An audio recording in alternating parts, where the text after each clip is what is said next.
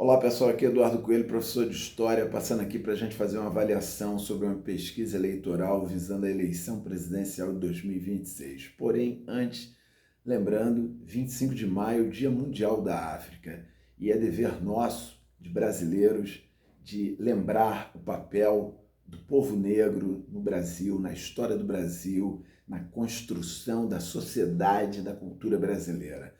Então, estaremos sempre juntos na trincheira, na luta antirracista.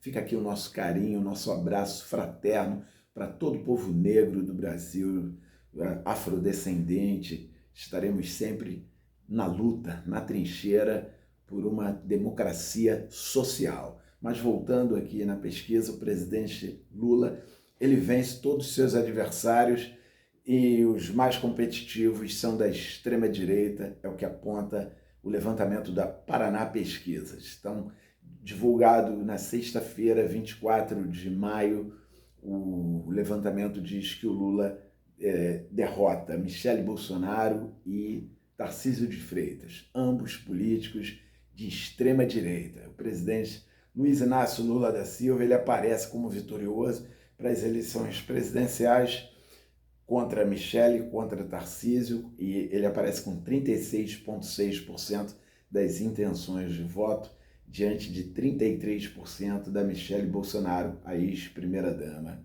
do Brasil. E contra o Tarcísio, o Lula venceria com 36,9% das intenções de voto, diante de 25,6% marcados pelo atual governador do estado de São Paulo, o estado mais rico da federação.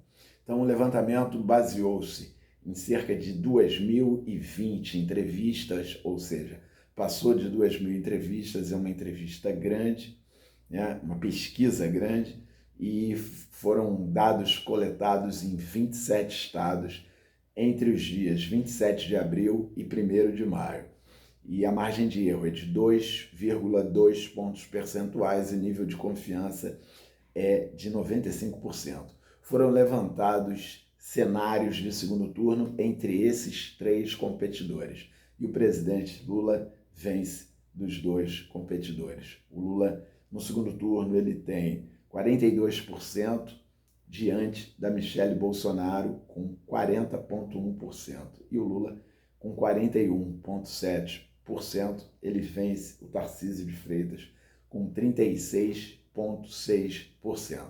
Então, ainda tem muita coisa para acontecer, faltam cerca de 2 anos para chegar até a eleição, então muitas especulações.